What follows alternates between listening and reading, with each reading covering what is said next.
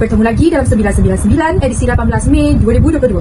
Saudara, rasuah membawa padah ialah satu kata-kata yang tidak asing lagi kita dengari. Pemberi atau penerima rasuah adalah sama-sama didapati bersalah kerana sengaja melibatkan diri dalam kancah ini. Kebiasaannya, mereka yang menerima rasuah ini ialah orang yang berjawatan dan memiliki kuasa, namun telah menyalahgunakan kuasa mereka ke arah tersebut. Perkara ini sudah jelas menyalahi Undang-Undang Negara di bawah Akta Suruhanjaya Pencegahan Rasuah Malaysia 2009. Mari kita rungkai dan saksikan kisah atau laporan semula yang memaparkan seorang pegawai KKM yang dikatakan telah menerima suapan dari seorang pemilik gerai makanan yang cukup terkenal namun melanggar etika kebersihan premisnya. Saksikan. Encik Aiman merupakan seorang pegawai Kementerian Kesihatan Malaysia dan telah berkhidmat selama 3 tahun. Tugas beliau adalah memberi kelulusan perniagaan kepada peniaga yang melibatkan makanan dan minuman. Encik Aiman diibaratkan setahun jagung dalam bidang ini kerana masih muda dan kurang berpengalaman. Namun, cukup dikenali sebagai pegawai yang berprestasi dan berkaitan tinggi dalam setiap kerjanya. Encik Aiman diberi tugasan untuk meninjau premis-premis jualan makanan. Pada hari tersebut, Encik Aiman telah tiba di gerai makanan Puan Sakinah. Setelah selesai melakukan pemeriksaan, Encik Aiman memutuskan untuk berjumpa dengan Puan Sakinah yang merupakan pemilik gerai tersebut, yang mana gerainya sering dipenuhi dengan pelanggan. Namun, pada hakikatnya, para pelanggan tidak tahu tentang pengurusan makanan di gerainya yang sangatlah kotor dan tercemar. Puan Sakinah sangat terkejut dan tidak menyangka akan kehadiran pegawai Kementerian Kesihatan itu. Lalu, dia mula berfikir untuk mengelak daripada dikenakan tindakan. Akhirnya, terlintas di fikirannya untuk merasuah pegawai muda itu. Puan Sakinah pun mula mengeluarkan sejumlah wang yang banyak lalu diberikan kepada Encik Aiman. Pemilik gerai itu merayu-rayu agar tidak ditahan pada hari itu. Dia berjanji untuk insaf dan tidak akan mengulangi kesalahan yang sama. Tambahan pula, Puan Sakinah menambah lagi jumlah wang yang diberikan kepada Encik Aiman. Melihat akan jumlah wang yang terlalu banyak itu, akhirnya Encik Aiman tewas dan mula dikaburi dengan wang. Beliau pun menerima wang tersebut dan melepaskan Puan Sakinah.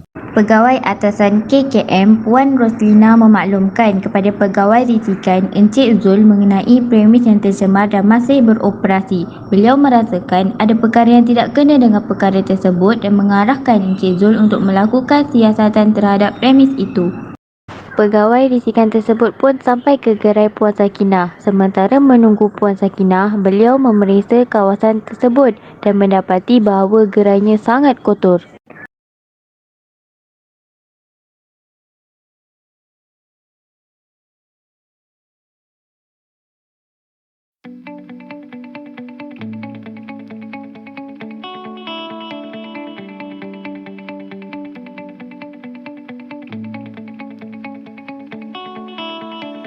Selepas beberapa minit, Puan Sakinah keluar dari dapur dan bergerak ke arah Encik Zul kerana menyangka Encik Zul pelanggannya. Encik Zul kemudian menanyakan kepada Puan Sakinah berkenaan gerai makanannya yang kotor dan pegawai mana yang memberi kelulusan kepadanya. Puan Sakinah kemudian menjawab bahawa Encik Aiman yang memberi kelulusan kepada gerainya. Selepas mendengar perkara tersebut, Encik Zul terus melanyakan tentang kemungkinan Puan Sakinah memberikan rasuah kepada Encik Aiman. Namun, sudah semestinya Puan Sakinah akan menindakkan. Walau bagaimanapun, firasat Encik Zul sangat kuat dan dia tahu bahawa berlakunya kegiatan rasuah antara Encik Aiman dan Puan Sakinah. Hal ini dapat dilihat apabila Encik Aiman sering membeli barangan yang berjenama dan mahal melebihi gajinya. Selain itu, kedai makan Puan Sakinah yang kotor dibuktikan lagi apabila terdapat kes-kes keracunan makanan yang meragut nyawa pelanggan yang makan di gerainya. Oleh sebab itu, Puan Sakinah disiasat dengan lebih mendalam dan akhirnya beliau mengaku bahawa dia telah memberi rasuah kepada Encik Aiman bagi meluluskan premis perniagaannya. Kes ini kemudiannya dibicarakan di mahkamah dan kedua-dua suspek tersebut dikenakan hukuman. Encik Aiman telah dikenakan denda sebanyak RM20,000 dan tempoh penjara selama 2 tahun atas kesalahan menerima rasuah daripada Puan Sakinah untuk meneruskan perniagaannya. Puan Sakinah pula dikenakan hukuman denda sebanyak RM10,000 dan tempoh penjara 2 tahun atas kesalahan memberi rasuah dan menjalankan semua perniagaan makanan yang kotor sehingga meragut nyawa individu. Akhirnya jatuh ke tanah juga.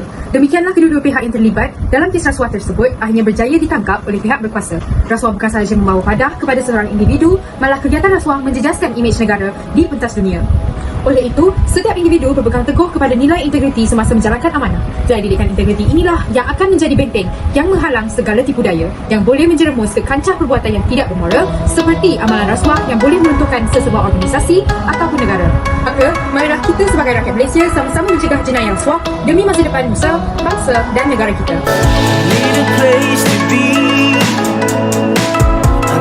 Space to be myself again. I'm ready to go. Just take me somewhere I can breathe again, where there's so much love. Oh yeah.